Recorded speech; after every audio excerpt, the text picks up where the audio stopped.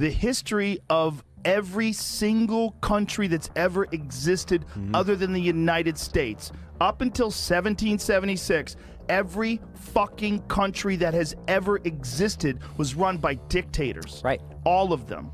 This is the first one where you had elected officials. This is the first experiment in self-government that actually worked, and it created the greatest superpower the world's ever known. It created the greatest cultural machine, the greatest machine of art and creativity and innovation right fucking here. And how did it do that? It did it through freedom.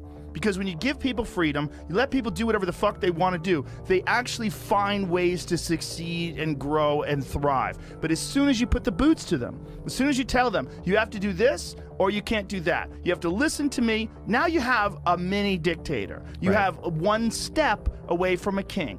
You have a one step closer. You're moving one step closer to dictatorship. That's what the fuck is happening.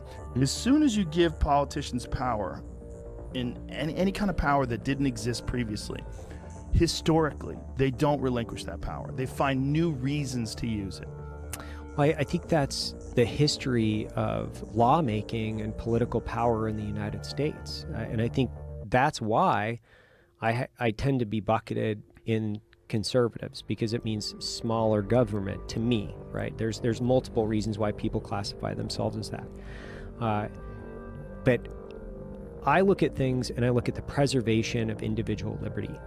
You know, how do I preserve more of my freedom, because I feel like I'm a responsible adult and I feel like I'm going to raise responsible adults, and I feel like I spend most of my time around responsible adults.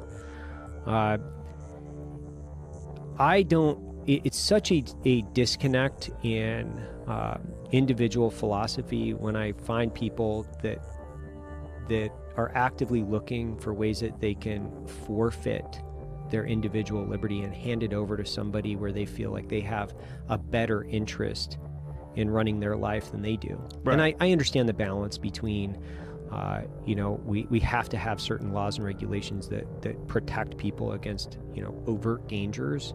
But I also understand your statement where I think politicians and I would say lawmakers and government bureaucrats have a really hard time relinquishing control once they have it, because it makes their job easier. Good. Yeah, makes their job easier. They can just tell you to shut the fuck up, do what I say, and you have to. You can't work anymore unless you do what I say.